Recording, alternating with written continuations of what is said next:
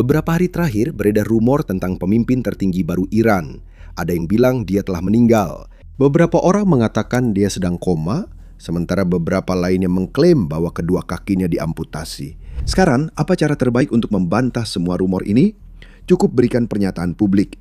Coba tebak, itulah yang dilakukan oleh pemimpin tertinggi Iran. Tapi sayangnya, pernyataan itu justru memunculkan semakin banyak rumor karena pernyataan ini tidak seperti yang pernah Anda lihat dari Iran sebelumnya. Biasanya, kita melihat pemimpin tertinggi Iran tampil di depan kerumunan atau bahkan merekam pesan video. Kali ini, itu hanya pesan teks yang dibacakan di TV sebagai sebuah pernyataan. Tidak ada video, tidak ada audio, hanya pernyataan tertulis yang mengklaim bahwa, "Hei, saya baik-baik saja." Bagaimana jika kalian dengarkan pernyataannya, lalu beri pendapat kalian? Silakan dengarkan. Kami baru saja menerima ini sekarang. Di media pemerintah Iran, seorang penyiar membacakan pernyataan baru dari pemimpin tertinggi Iran yang baru, Mustafa Khamenei. Reuters melaporkan beberapa poin penting, menyebut pemimpin tertinggi menegaskan keyakinan pada persahabatan dengan negara tetangga dan hanya menargetkan pangkalan, serta kami pasti akan terus melanjutkannya. Itu tidak benar. Kami tahu banyak negara Teluk pernah diserang infrastruktur pemukiman dan sipilnya. Sekarang pemimpin tertinggi baru Iran dalam pernyataannya melanjutkan dengan mengatakan bahwa semua pangkalan Amerika harus segera ditutup di wilayah tersebut dan pangkalan-pangkalan itu akan diserang.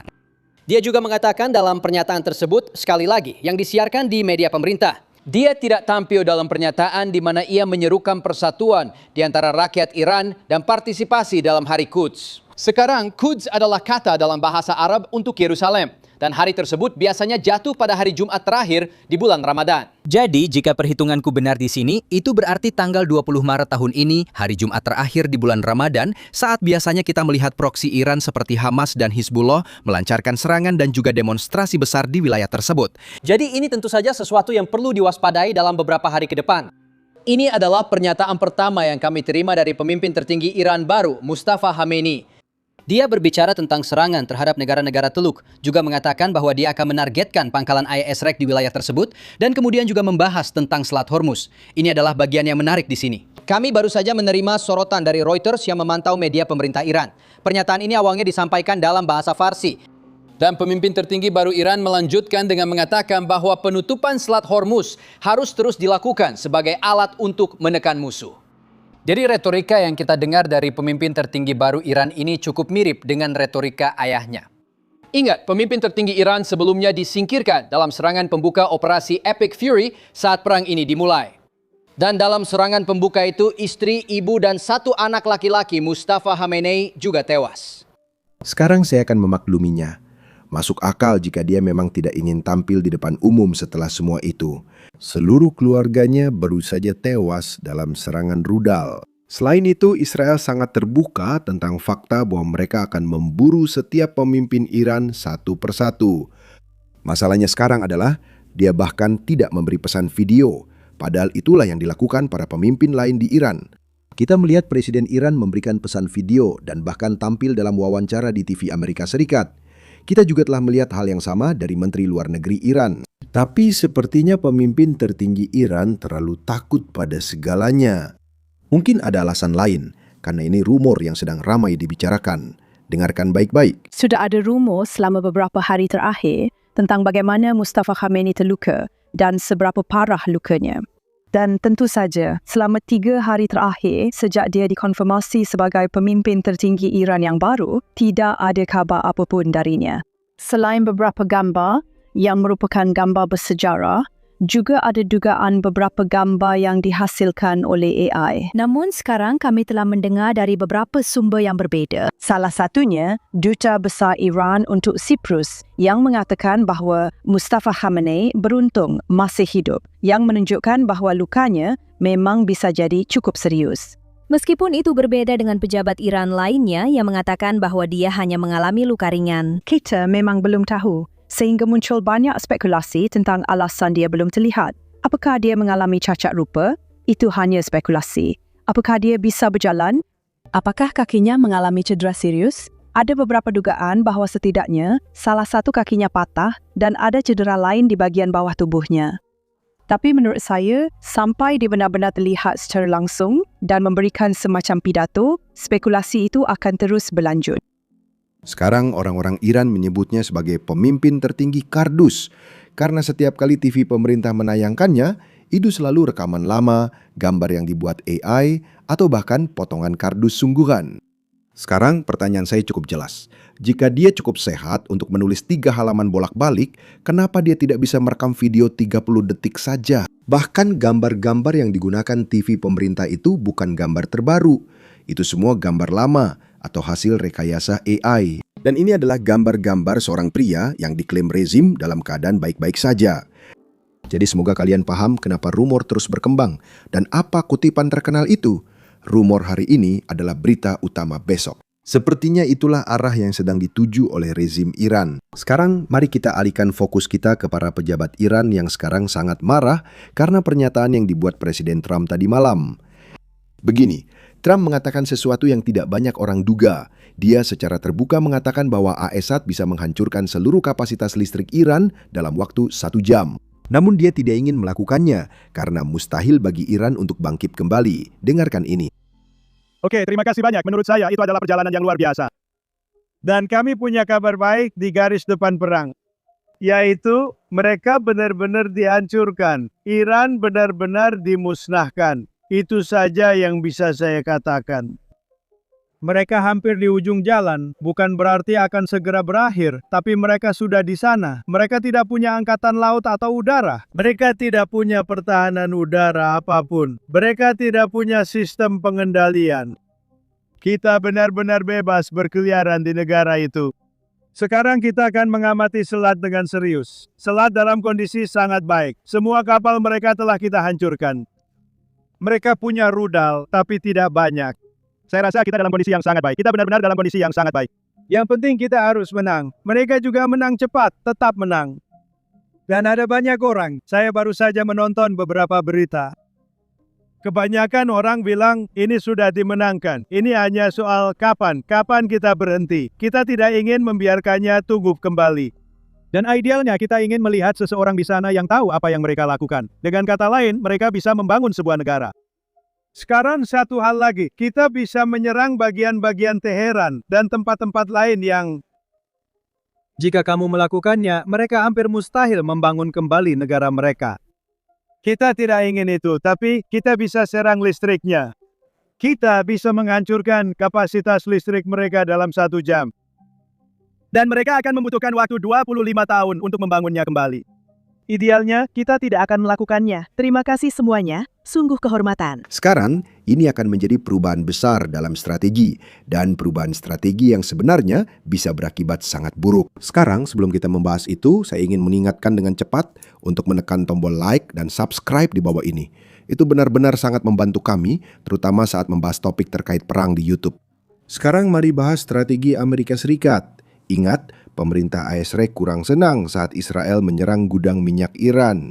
Tujuan operasi militer ini adalah menjaga rakyat Iran tetap mendukung kita, agar mereka membantu pergantian rezim tanpa perlu Amerika Serikat mengirim pasukan. Namun jika kita menyerang infrastruktur sipil, kita berisiko membuat penduduk menentang kita. Dan mengingat bahwa sebagian besar penduduk masih menginginkan pergantian rezim di dalam Iran, penting untuk menjaga mereka tetap di pihak kita. Inilah sebabnya, meskipun Presiden Trump membicarakan hal ini, saya pribadi meragukan bahwa akan menjadi ide yang baik untuk benar-benar menerapkan strategi ini. Satu orang Iran yang sangat menyoroti pernyataan ini adalah Ali Larazani, pemimpin de facto Iran yang sebenarnya tidak koma karena telah beberapa kali terlihat dalam wawancara. Meskipun dia bukan pemimpin tertinggi, dia pada dasarnya adalah pemimpin tertinggi karena dialah yang benar-benar menjalankan segalanya.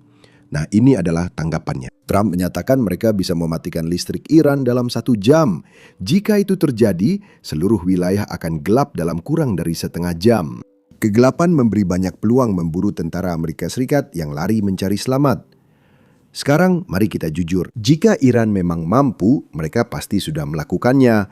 Karena kita telah melihat Iran menyerang warga sipil.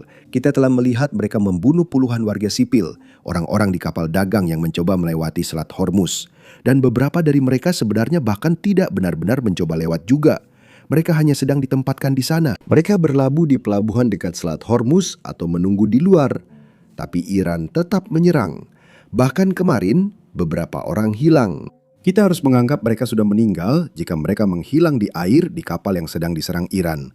Dan itulah mengapa dunia sebenarnya sedang bersatu melawan Iran karena terorisme yang mereka lakukan. Dan terorisme itu baru-baru ini menjadi sorotan utama ketika kita melihat rezim Iran mengejar atlet-atlet mereka sendiri.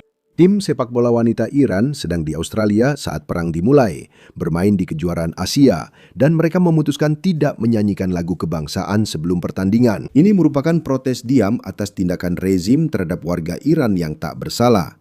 Silakan lihat.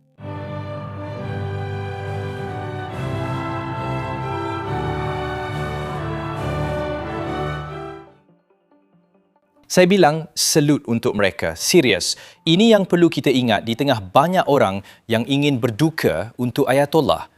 Mereka adalah perempuan yang telah hidup di bawah rezim yang dipimpin oleh Ayatollah.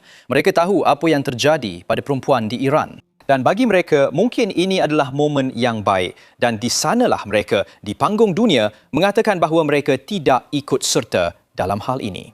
IRGC tidak senang sehingga situasinya tak terkendali dan semuanya berlangsung sangat cepat. Seorang komentator di televisi pemerintah Iran mendesak agar wanita-wanita ini dihukum berat saat kembali ke Iran. Dan kemudian IRGC mengirim pejabat keamanan ke Australia secara resmi untuk, tanda kutip, melindungi para pemain. Pada kenyataannya, petugas keamanan ini memaksa para pemain untuk mulai menyanyikan lagu kebangsaan di pertandingan-pertandingan berikutnya. Selain itu, mereka mulai mengancam keluarga pemain jika para pemain tidak kembali ke Iran usai turnamen. Mengapa IRGC melakukan ini? Karena warga Australia, termasuk warga Australia keturunan Iran, mendesak pemerintah Australia untuk memberikan suaka politik kepada para pemain ini. Tepat saat itulah, IRGC mengirim pengawas untuk memastikan tak ada wanita yang melarikan diri dan mencari suaka ke Australia. Untungnya, beberapa dari mereka berhasil melarikan diri, sehingga kami bisa tahu lebih banyak tentang apa yang terjadi di balik layar. Pertama, lihat rekaman pelarian mereka yang mengerikan. Petugas keamanan Iran dan pejabat tim baru saja menyadari 5 pemain mereka hilang. Mereka mencoba melarikan diri melalui tempat parkir di bawah. Mereka berlari turun tangga darurat, berharap bisa mencegat mereka. Lift turun ke garasi memakan waktu terlalu lama. Jadi, tangga adalah pilihan yang lebih baik. Pendukung pemain Tina dan Lee mengejar, mencuba menghalangi. Kamu sedang di Australia, kamu sudah berlari dan melontarkan hinaan. Tentang negara kami, aku melihat pelatih, penerjemah dan beberapa anggota keamanan mereka yang lain yang dengan putus asa mencuba menuju tempat parkir. Mereka bahkan menggedor-gedor pintu. Dia turun untuk mencoba masuk ke garasi, tapi pintunya terkunci. Jadi entah itu sengaja dikunci atau tidak, itu adalah pintu darurat. Seharusnya pintu itu terbuka. Setelah menemui jalan buntu, rombongan berlari ke atas, diikuti Lee dan Tina. Oke, John, sepertinya itu namanya. Tas denda variabel 2 kasus, aku akan setengah terluka. Beberapa pemain tampaknya mencoba keluar dan ketahuan. Di lantai atas di lobi, kenyataan dari situasi ini mulai terasa. Saat itu kamu melihat kepanikan. Dia tampak seperti pria yang gagal menjalankan tugas. Sangat terpukul. Dan kamu tahu, aku rasa mereka bahkan sempat berteriak. Mereka keluar masuk hotel, kembali ke lobi. Mereka kacau saat mencoba memutuskan tindakan. Pada saat yang kacau inilah, para gadis berhasil meninggalkan hotel. Nah, totalnya 7 orang berhasil melarikan diri. 6 pemain dan 1 anggota staf. Semua dari mereka diberikan suaka, tetapi seperti yang akan segera kita ketahui, salah satu dari mereka sebenarnya memutuskan untuk kembali bersama para pemain lainnya yang memutuskan bahwa lebih aman untuk tidak mencari suaka politik. Sekarang saya ingin membahas apa yang telah kita pelajari sejak para pemain mulai berbicara di depan umum. Pelarian ini menunjukkan jelas bagaimana Garda Revolusi mengontrol atlet Iran di luar negeri bahkan sebelum mereka meninggalkan negara. Sebelum tim manapun, baik sepak bola atau olahraga lain berangkat dari Iran, setiap pemain wajib menyerahkan jaminan keuangan besar ke pemerintah. Intinya, itu deposit yang bisa diambil kembali jika kamu berperilaku baik di negara asing. Semoga kalian paham. Selain itu, setiap pemain juga harus memberikan identitas dan keberadaan keluarga mereka, di mana mereka tinggal, di mana mereka bekerja, apa yang mereka lakukan. Jika keluarga memiliki bisnis, maka Garda Revolusi akan mengambil alih bisnis tersebut sampai pemain kembali ke Iran. Inilah sebabnya, meski 7 orang berhasil kabur, sebagian besar pemain tetap kembali ke Iran, termasuk 1 pemain yang sempat melarikan diri. Semua pemain merasakan tekanan besar. Jika membelot, konsekuensinya bagi keluarga mereka sangat mengerikan. Banyak pemain enggan mengambil risiko ini, jadi mereka pulang ke Iran dan mempertaruhkan keselamatan sendiri. Karena ingat, semua pemain sepakat tidak menyanyikan lagu kebangsaan di pertandingan pertama. Saya yakin itu adalah sesuatu yang tidak akan dipandang baik oleh rezim Iran.